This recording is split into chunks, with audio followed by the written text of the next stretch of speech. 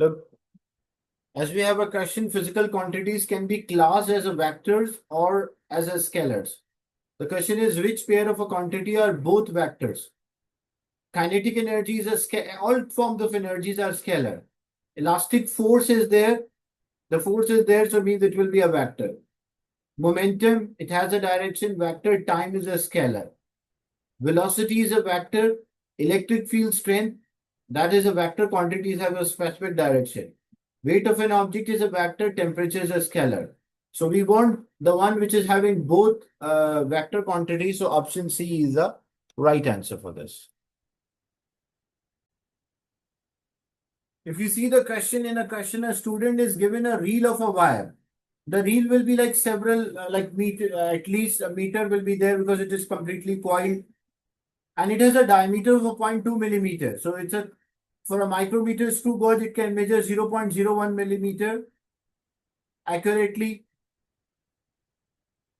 and is asked to find the density of the metal. But student was asked to find the density. That's right. That's the objective. But he first, what he did, which pair of instrument would be most suitable to find the volume. To get the volume, a student has to find density, but to get the density, density is mass over volume. Okay. So how he will get the volume, how he will find the volume. So area of the cross section of the wire, that is pi r square h or pi d square by 4, because radius is a half of a diameter. Radius is half of the diameter. So in place of radius, I can also write d by 2. So then it will become pi d square by 4 into h. So what I need a diameter and I have to measure the length of the wire, the height or the length of the wire. So how to get the length of the wire? To measure a length, it's a reel is there. So it will be like a meter, at least a meter long. So that's why I need a meter rule or I need a scale. And a micrometer, why? A micrometer is suitable because a micrometer Because is it's in there. millimeter. The micrometer, as you can see, smallest value is like there 0.01 millimeter. So it can measure it accurately. That's why B is the right answer. Why the option with the balance was wrong? Like some of the students selected a balance because student think like to get the density, I need the mass and I need the volume. So if I need the density, I need a balance, I need a micrometer, and I also need a meter rule or a meter scale. All three of them. Because a micrometer and a meter rule for measuring the to find the volume or calculate the volume, and the balance will be there to get the mass. Is it clear? This question? The SI base unit means when we represent the unit in terms of kilogram, meter, second, ampere, Kelvin, mole, and candela. But mole and candela you will not use. So when we represent any unit in terms of these five, we call that as a SI base unit. So what is the SI base unit of the power?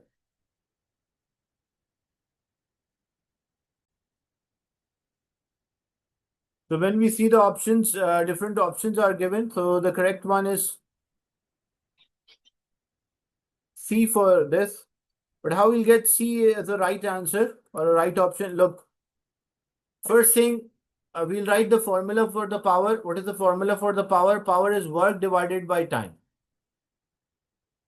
or energy in a unit time. What is the unit of the work? Like work itself is what? Work is force multiplied by distance divided by time. What is F? F is equals to ma, like force is equals to mass times the acceleration times the distance divided by time, because F is equals to ma. Now, what is the unit of the mass? The unit of the mass is kg. The unit of acceleration is meters per second square. The unit of the distance is meter. And unit of time is second. So when we simplify this, so this will become kilogram. Meter multiplied by meter, so it will become meter square. And this second is 1. When it will go to numerator, it will become minus 1, so it will become second raised to power minus 3. So it is kilogram meter square second raised to power negative 3. So option C is the right answer. Is it clear, this one? The diameter of a cylindrical metal rod was measured using a micrometer. The diagram shows the enlarged scale of a micrometer when taking the measurement. Like this reading will give us a diameter. How to get the cross-sectional area? The cross-sectional area of a wire is pi d square by 4. It can be pi r square, or you can also use pi d square by 4. But this reading of a micrometer will give us the diameter.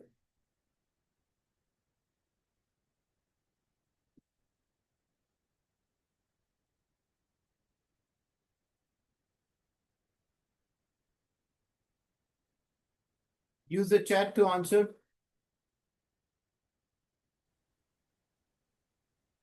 When we are reading a micrometer screw gauge, we have the two scale. One is a main scale. The correct answer is B for this. One is a main scale, another one is a circular scale reading. Okay.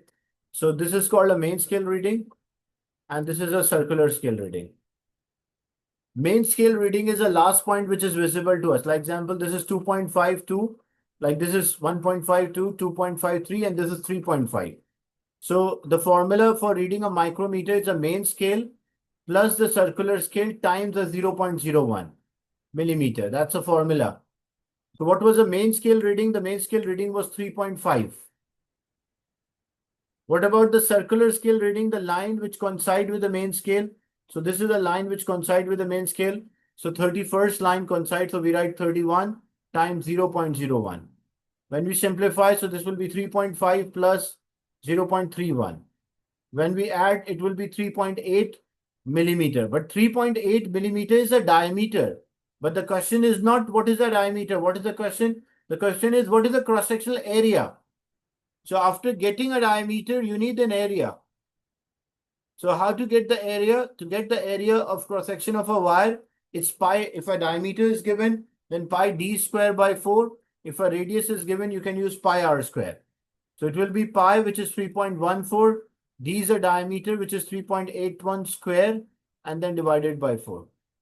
So when you simplify, 11.4 meter square or B will be the millimeter square or B will be the right answer. Is it clear?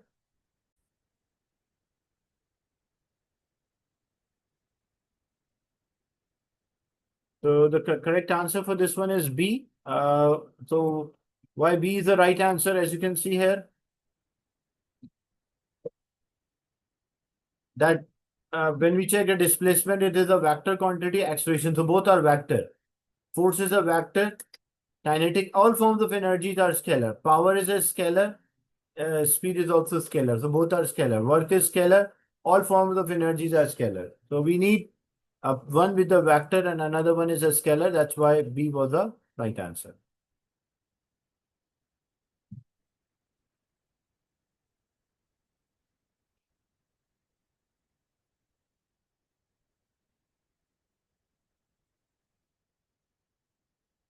In this question, the unit of a resistivity expressed in terms of the base unit is given. Which base unit are X, Y, and Z? Well, this is related to resistivity. Actually, first you have to learn a formula for resistivity to solve such question. So we'll skip right now.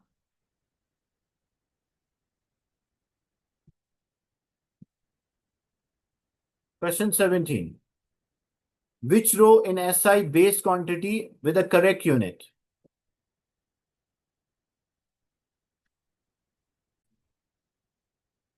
The question is which row shows an SI base quantity with a correct unit? So charge is not the SI base quantity because we have the fundamental 7 fundamental quantities are there. Length. The 7 fundamental quantities are length, mass, time, temperature, electric current, amount of substance, and light intensity. These are the 7 fundamental quantities or the base quantities. So charge is not there, potential difference is not there. Either it can be current or temperature. But what is the unit of the current? The unit of the current is ampere. That's right. But the unit of the temperature, the unit of temperature is degree Celsius, but not the correct SI based unit. The SI based unit is a Kelvin, not the degree Celsius. That's why B will be the right answer for this.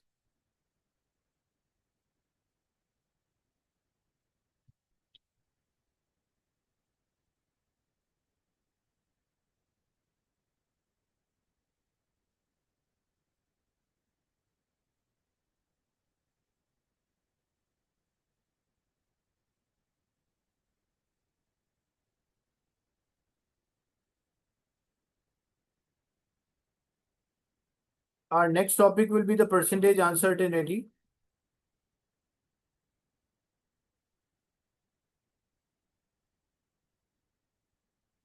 Which definition is correct and uses only quantity rather than the unit? Question 23.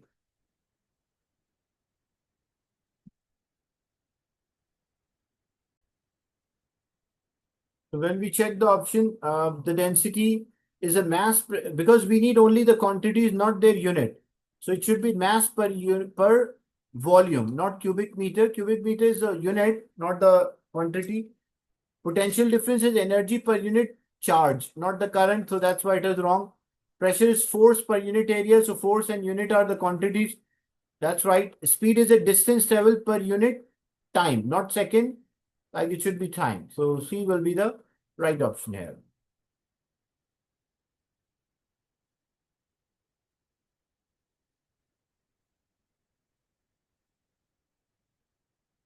The average kinetic energy of a gas molecule is given by the equation where T is an absolute Kelvin. What are the SI base unit of K? So how to solve such a question? We need the unit for K. So E is equals to 3 by 2 kT. If I need K, so that will be equals to E divided by 2. Sorry, E divided by T multiplied by 2 divided, because 3 is multiplied there, so other side will be divided. 2 is divided there, so other side it will be multiplied.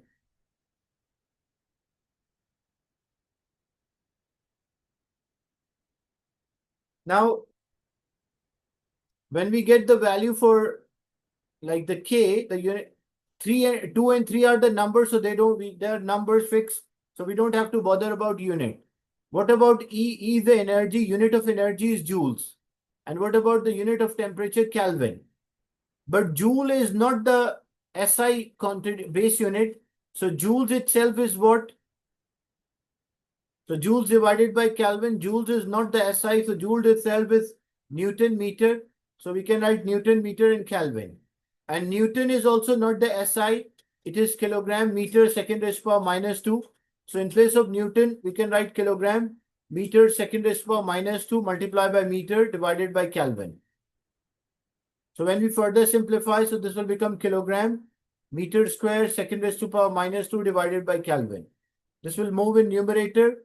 So it will be kilogram meter square second raised to power minus 2 Kelvin raised to power negative 1.